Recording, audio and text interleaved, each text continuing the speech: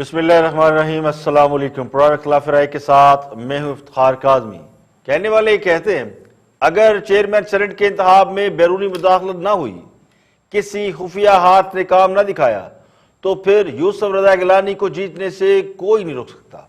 Number game में opposition को वाज़ेह बढ़तरी हासिल है, लेकिन अपोजिशन को ये धड़का लगा हुआ है और बहुत से लोग ये शिकवा कर रहे हैं कि उनसे राब्ते किए जा रहे हैं। अपोजिशन ये कह रही है कि अगर एस्टेब्लिशमेंट न्यूट्रल ना रही तो फिर हम सब कुछ बता देंगे। तो लगता यूं है कि अपोजिशन ने एक बार फिर ताकतवर हलकों को इम्तिहान में डाल दिया है, जो साफ छुपते भी नहीं और सामने आते भी नहीं। तो सेनेट के चेयरमैन का इलेक्शन नहीं है, बल्कि इलेक्शन एक बार फिर उस बात का है कि क्या एस्टेब्लिशमेंट न्यूट्रल है या नहीं। बज़ाहिर तो इस बार भी एस्टेब्लिशमेंट का कहीं कोई किरदार नजर नहीं आता, मगर सादिक संजरानी के बारे में बहुत से लोग ये जानते हैं कि वो तहरीक इंसाफ के नहीं बल्कि किसी और के रिप्रेजेंटेटिव हैं। इसलिए हुकूमती ज़राए भी दावा कर रहे हैं कि सादिक संजरानी जिनका आदमी है वो खुद ही उसकी जीत का बंदोबस्त कर लेंगे। हुक्मरान जमात पूरी कोशिश कर रही है कि चेयरमैन सेनेट के इंतखाब के मौके पर एस्टेब्लिशमेंट और अपोजिशन में फिर से लड़ाई करा दी जाए, गलत फहमी पैदा कराई जाए, ताकि अपोजिशन अपनी तोपों का रुख हुकूमत की बजाय एस्टेब्लिशमेंट की जानिब कर दे, तो हुकूमत की बहुत सी मुश्किलात आसान हो जाए। मुस्लिम लीग नून की रहनुमा मरीम नवाज ने यह इल्जाम लगाया है कि उनके सेनेटर्स को कॉल्स की जा रही हैं, उनसे यह कहा जा रहा है कि वो पीडीएम के उम्मीदवार यूसुफ रज़ा गिलानी को वोट ना दें। मुस्लिम लीग नून ने इन रिकॉर्ड का यानी कॉल रिकॉर्ड को भी महफूज कर लिया है। इससे कबल पीडीएम के सरबराह मौलाना फजलुर रहमान भी ये कह चुके हैं कि अगर हमारी जीत को शिकस्त में बदला गया तो वो सब नामालूम सामने ले आएंगे। जो कुछ हो रहा है इलेक्शन में, उसकी बहुत सी इशारतें हमारे पास आई हैं। हमारे मेंबरान ने बताया है कि हमें टेलीफोन आए हैं, हमें वोट बदलने को कहा गया है। ये बातें किसी तरह भी न मुल्क के लिए खुश आइंद हैं न इदारों के लिए खुश आइंद हैं। कि मुझे दो जिम्मेदारान की कालें आईं और उन्होंने मुझे कहा कि आप जो सरकारी उम्मीदवार है उसको सपोर्ट करें और गिलानी साहब को सपोर्ट ना करें। मेरे पास सारा रिकॉर्ड भी मौजूद है। मुझे पहली कॉल आई 6 मार्च को, जो मैं व्हाट्सएप कॉल थी, अटेंड नहीं कर सका। फिर 7 को आई, 6 मार्च को 4:05 पे आई का, 7 मार्च को आई 2:58 पे और 9 को आई 12:06 पे। तो आखिरी जब कॉल आई तो मेरी बात हुई। उन्होंने मुझे यही कहा कि आपसे हम रिक्वेस्ट करते हैं, आप मेहरबानी करके हमारे उम्मीदवार को सपोर्ट करें। जबकि चेयरमैन सेनेट के उम्मीदवार यूसुफ रज़ा गिलानी कहते हैं कि उन्हें लगता है कि एस्टेब्लिशमेंट न्यूट्रल है। गिलानी साहब, मरियम साहबा ने कहा है कि उनके अरकान को काले आना शुरू हो चुकी हैं। आपके नॉलेज में भी ऐसा कुछ है? अभी नहीं है, तो इसलिए तो मैं कह रहा हूँ न्यूट्रल है और कल मैं जीतूंगा। पूछना चाह रहा हूँ कि अगर इस तरह का सीन आपको कोई खदशा कोई खतरा तो नहीं है, हम ये पूछना चाह रहे हैं आपसे। देखिए, हमने उसके बेसिस, तजर्बे की बेसिस पे हमने इंतजाम किया है। को वोट करेंगे जैसे कि आपको वो सेनेटर बनने के लिए किए? देखें, मुझे नहीं पता, the host deputy chairman senate थे सलीम मांडवी वाला, तो उनकी इन्विटेशन पे कुछ लोग आए थे। मुझे उनके बारे में ज्यादा वैसे आप होपफुल है? इतने होपफुल है? इंशाल्लाह जीत जाएंगे। ये इस बात की तरफ इशारा है कि कहीं ना कहीं मामलात में गड़बड़ होना शुरू हो चुकी है। एस्टेब्लिशमेंट सियासत में मुदाखलत कर रही है, या फिर खास साहब के हमदर्द हैं जो इनफरादी तौर पर दबाव डालने की कोशिश कर रहे हैं, लेकिन इसका बराह रास्त असर एस्टेब्लिशमेंट के सियासत से लाताल्लुक रहने के बयानिए पर पड़ रहा है। अगर एस्टेब्लिशमेंट इस मामले में इन्वॉल्व नहीं तो फिर उन्हें यकीनी तौर पर इस मामले में अपनी पोजीशन को क्लियर करना चाहिए, ताकि जो इंप्रेशन वो दे रहे हैं या देना चाहते हैं एग्जैक्टली वही इंप्रेशन सोसाइटी में नजर आए। तो कल चेयरमैन सेनेट का इलेक्शन होना है। सादिक संजरानी के मुकाबले में पीडीएम के उम्मीदवार है यूसुफ रज़ा गिलानी, जिनके बारे में कहा जाता है कि वो एस्टेब्लिशमेंट और पीपल पार्टी में होने वाली अंडरस्टैंडिंग की वजह से आज चेयरमैन सेनेट के उम्मीदवार बन चुके हैं।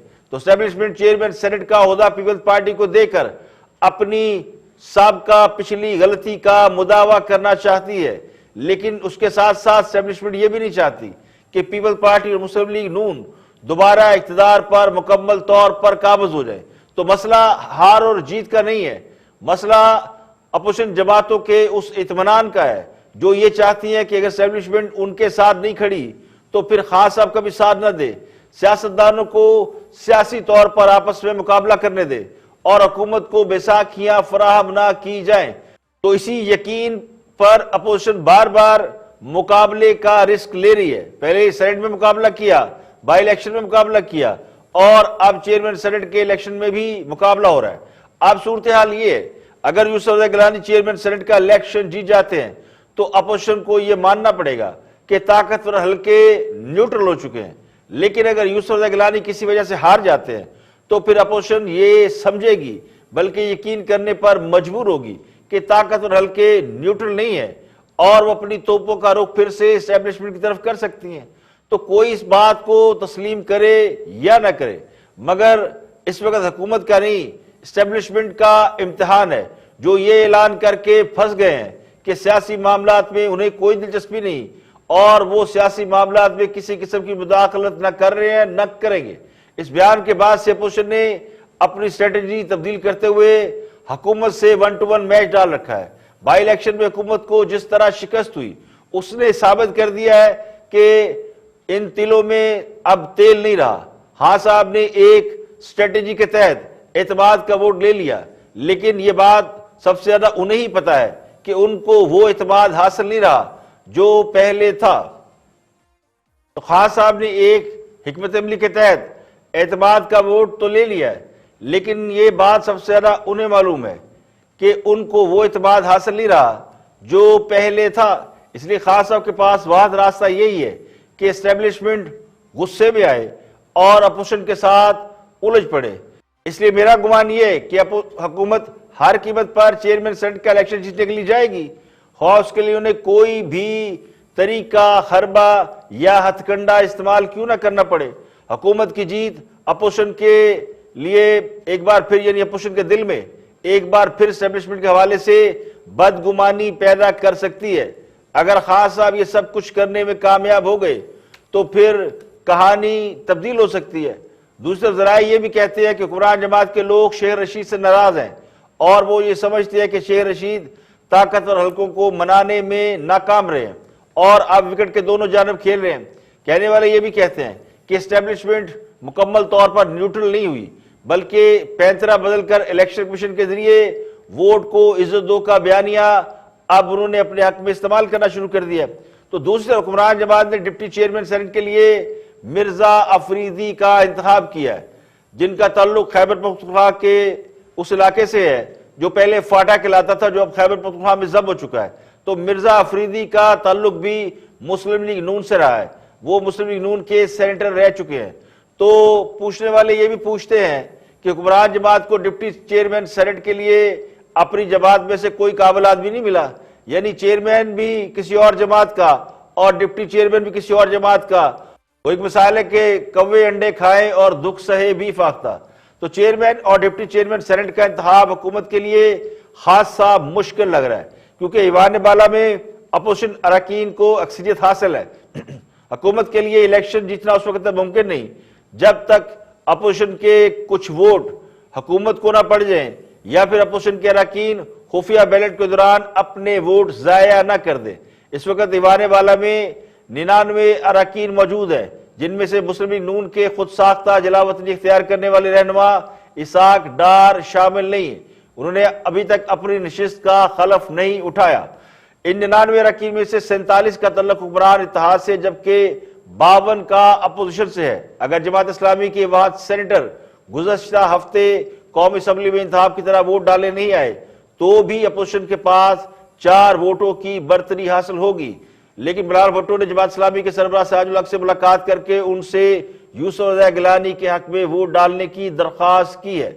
यह भी हकीकत है 3 साल कबल जब अपोजिशन के पास हुक्मरान इत्तेहाद से 26 नशिस्तें ज्यादा थी, उस वक्त भी सादिक संजरानी न सिर्फ चेयरमैन सेनेट मुंतखब हुए थे, बल्कि अपोजिशन ने जब उनके खिलाफ तहरीक अदम एतमाद लाकर उन्हें हटाना चाहा तो भी वो अपना ओहदा बचाने में कामयाब रहे थे। तो अपोजिशन जमातों के इत्तेहाद PDM की जानिब से चेयरमैन सेनेट के ओहदे के लिए अब की बार पाकिस्तान पीपल्स पार्टी के यूसुफ गिलानी, जबकि डिप्टी चेयरमैन सेनेट के लिए JUI के मौलाना अब्दुल गफूर हैदरी उम्मीदवार है, जबकि हुकूमत के उम्मीदवार सादिक संजरानी और मिर्जा अफरीदी शाह हैं। 3 मार्च को अपोजिशन के मुतफिका उम्मीदवार यूसुफ गिलानी ने हुकूमती उम्मीदवार अब्दुल हफीज शेख को सेनेट इंतखाबात में इस्लामाबाद की नशिस्त पर शिकस्त दी थी। अब इससे कबल जो मुलाकातें हुई हैं, हुकूमत और अपोजिशन के लोग जोरान ने इशारे दे रहे हैं जिसमें सेनेटर को मदऊ किया जा रहा है। तो वज़ीर इमरान खान ने हुकूमत और इत्तेहादी सेनेटर के एजाज में जो जोराना दिया उसमें मेरी इतलात के मुताबिक कोई 44-45 सेनेटर शरीक हुए। इस इशाइये में बहुत से यानी तमाम सूबों के गवर्नर्स और हाइब्स वज़ीर आला मौजूद थे, लेकिन जो सेनेटर की तादाद थी वो इससे कहीं ज्यादा कम थी। तो हुकूमत को टोटल 47 की हमायत हासिल है। पाकिस्तान तहरीक इंसाफ और इत्तेहादी जमातों के सेनेटर को दावत दी गई थी वज़ीर इमरान खान की जानिब से। इससे पहले एक और दावत दी गई deputy chairman senate Saleem Mandviwalla की जानिब से, जिसमें यह दावा किया गया कि उसमें अपोजिशन के तरफ से दावा किया गया कि हुकूमत के सेनेटर भी शरीक हुए हैं। एक और गैर मुसद्दका इतलात के मुताबिक अपोजिशन के 4 सेनेटर संजरानी को वोट डालेंगे, जिससे संजरानी के वोटों की तादाद 51 और गिलानी साहब के वोटों की तादाद 48 हो जाएगी। तो खास साहब के शाही में 44 सेनेटर ने शिरकत की है। पिछली बार नून लीग के दौरान में 63 सेनेटर शरीक थे, लेकिन ऐवान में 49 आए थे, बाकी गायब पाए गए। तो इस बार फिर ये फार्मूला हो सकता है अप्लाई हो जाए, हुकूमत को वोट पड़े या ना पड़े, मगर इस बात का खदशा ये कि गिलानी साहब को पड़ने वाले वोट जाया करवा दिए जाएं। इसका तरीका तो यही है कि ऐवान से कुछ लोग गायब हो जाए।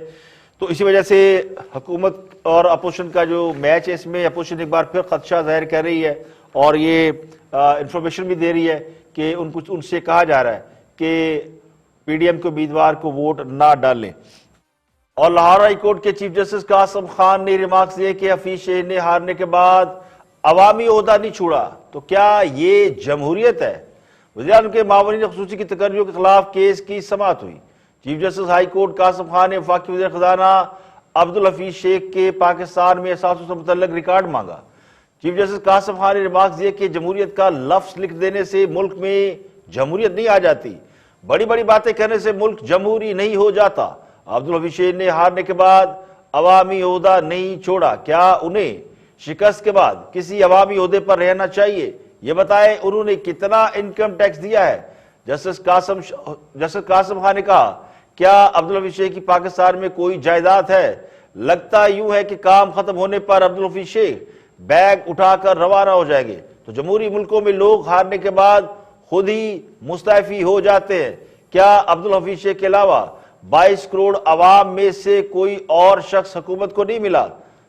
यहां पे लेंगे एक ब्रेक, और ब्रेक के बाद जब वापस आएंगे तो और बड़ी अहम खबरें हैं। टिकटॉक पर पाबंदी लग गई, वजह क्या बनी, और इसके अलावा महंगाई के हवाले से हुकूमत ने एक अजीबो गरीब वर्जन दिया है, वो भी देखिए एक ब्रेक के बाद।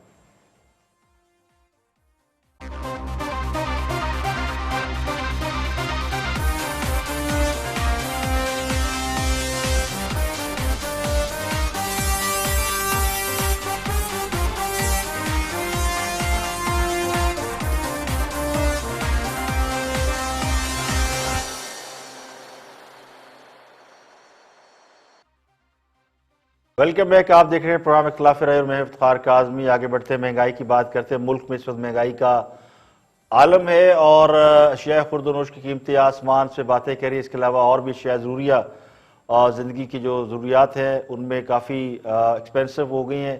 इस पर हुकूमत वर्जन दे रही है। अली नवाज ऐवान मावन सूसी हैं वज़ीर आज़म के, देखते हैं कि महंगाई पर उनका पॉइंट ऑफ व्यू क्या है। वॉच अली नवाज। कि आपने जो बात की है, असल पाकिस्तान का, हमारी गवर्नमेंट का जो मसला है वो महंगाई, और लोगों को ये अंडरस्टैंडिंग नहीं है। लोगों का सबसे पहला किचन है जो उन्होंने देखना है, और उसमें उनको मसाइल आ रहे हैं। मैं आंखें बंद कर लूं, मैं इधर आके कोई और बात कर दूं, नहीं, सिर्फ पर उसकी जो रीजनिंग है, देखें नीयत कहां से जांची जाती है।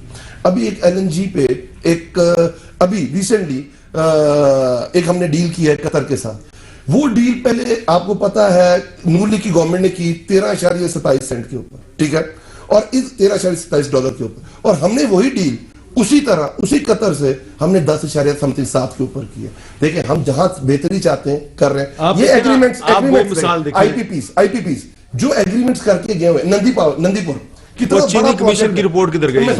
अच्छा हमें मैं पूरी पे आता हूं। नंदीपुर 84 रुपए का यूनिट बन रहा है।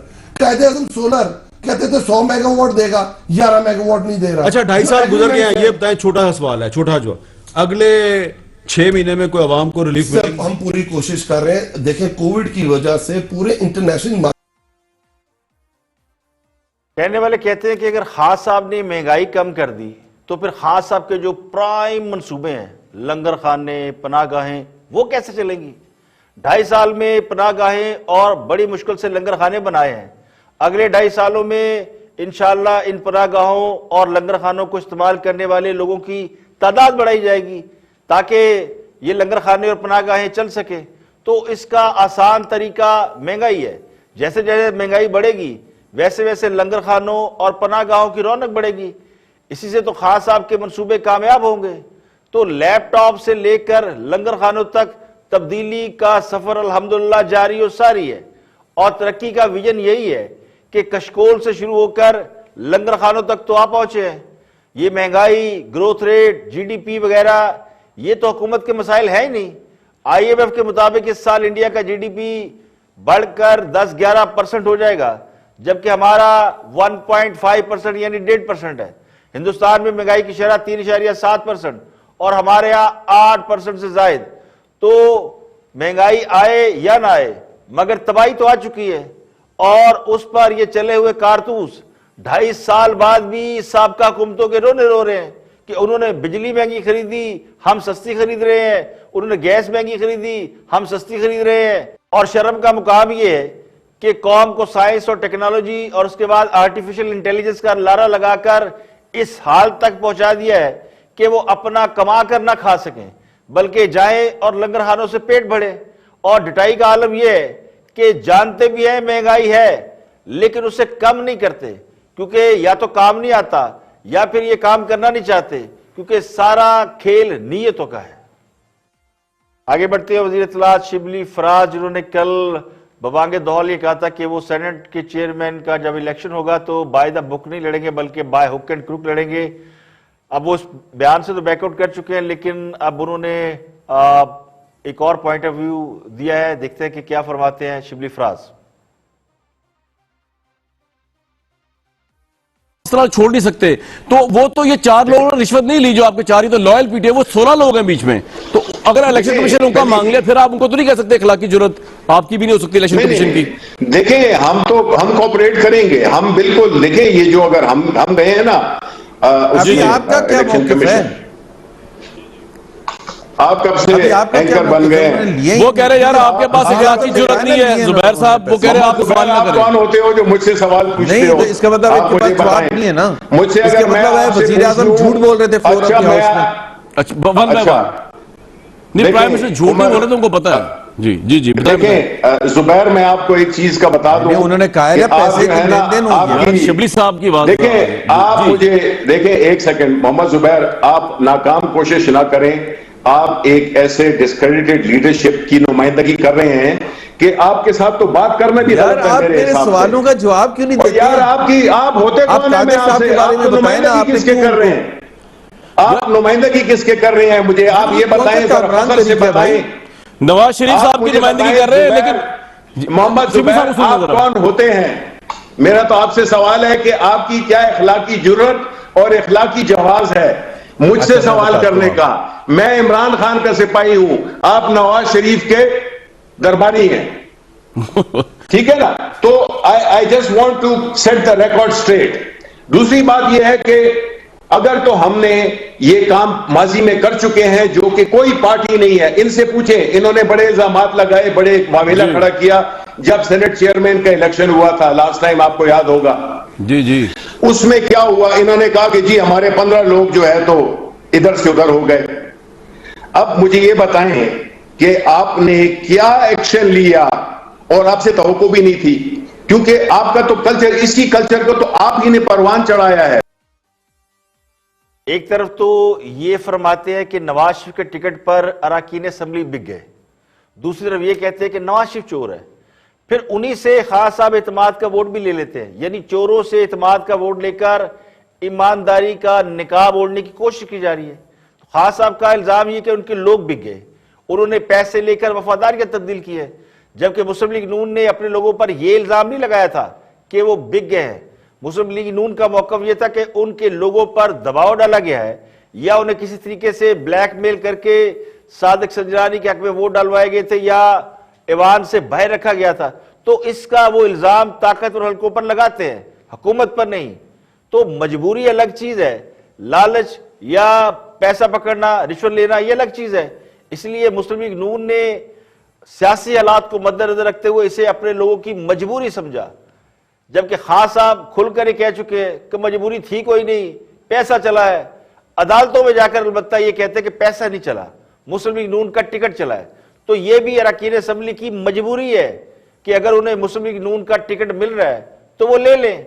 अब ये तो सारी लॉजिक की बातें हैं, मगर हकीकत यह कि हुक्मरान जमात इस पोजीशन में ही नहीं है कि वो उन लोगों के खिलाफ कोई कार्रवाई कर सके जिन्होंने हफीज शेख की मुखालफत में वोट डाले। क्योंकि अगर हाँ सब कार्रवाई करेंगे तो 2-4 लोगों के सर पे हुकूमत खड़ी है, तो फिर वो हुकूमत कहां स्टैंड करेगी। तो अब लोगों की नहीं, खास सब की मजबूरी है। यहां पर एक ब्रेक, और ब्रेक के बाद वापस आएंगे और भी हम मौजूद आपके साथ शेयर करेंगे। हमारे साथ रहिएगा।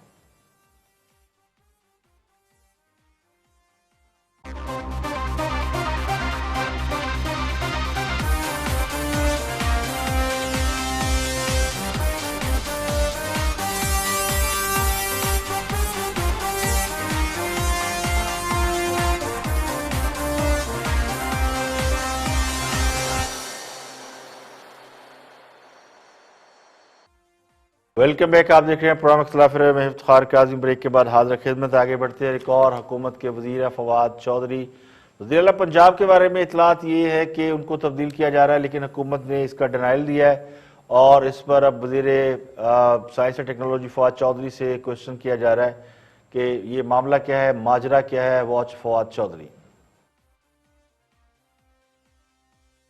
ये जो इत्तेहादी आपके साथ भी खड़े हैं, काफ लीग भी कहती है कारकर्दगी से हम उनकी से मुतमिन नहीं है, उनके हटने की खबर आती है मगर फिर डिनायल आ जाता है हुकूमत की तरफ से। क्या वजीर आजम का उन पर एतमाद बहुत ज्यादा है और उन्हें लगता है कि वो इवेंचुअली डिलीवर कर जाएंगे, या फिर आपके पास कोई मुतबादिल नहीं है जिसकी वजह से आप उन्हें नहीं हटा पा रहे हैं? देखिए, ये बात यह है कि डिस्पेंसिबल तो इंडिस्पेंसिबल तो कोई भी नहीं होता।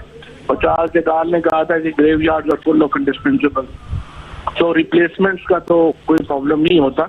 ये जो बुज़दार साहब हैं, इनको प्राइम मिनिस्टर साहब का एतमाद हासिल है और कारकर्दगी भी प्राइम मिनिस्टर साहब की जो है वो सामने आती है और वोट दिखनी होती है। अब टीम की सिलेक्शन करना तो प्राइम मिनिस्टर साहब का एक प्रेरोगेटिव है और वो जब तक मुनासिब समझेंगे वो चीफ मिनिस्टर साहब को रखेंगे।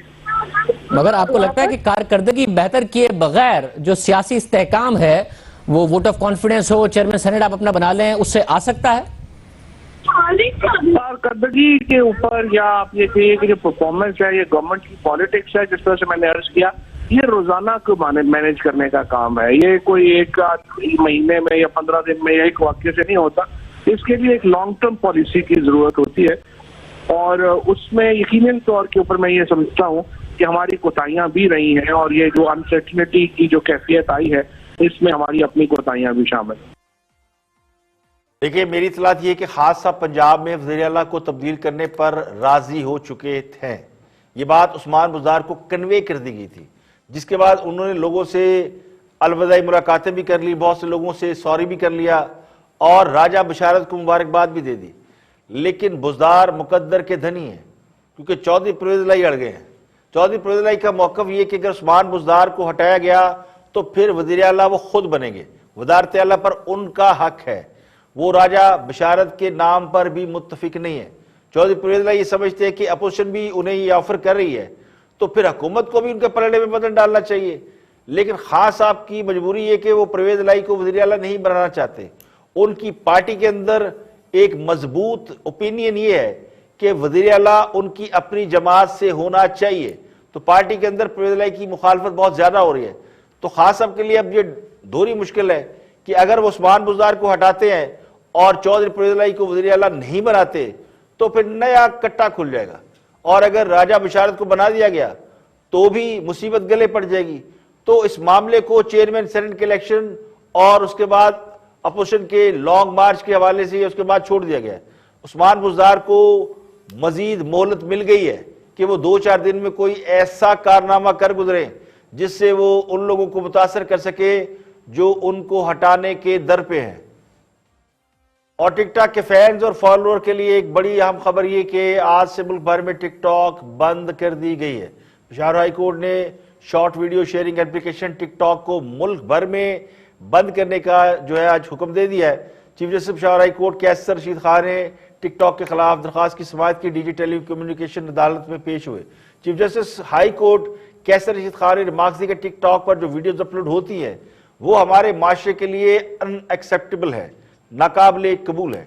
समाअत के दौरान चीफ जस्टिस कैसर रशीद खान ने रिमार्क्स दिए कि टिकटॉक वीडियो से माशरे में फाशी फैल रही, लिहाजा इसे फौरी तौर पर बंद किया जाए। चीफ जस्टिस ने यह भी कहा टिकटॉक से सबसे ज्यादा नौजवान नस्ल मुतासर हो रही है। टिकटॉक के बारे में जो रिपोर्टें सामने आ रही हैं वो अफसोसनाक है।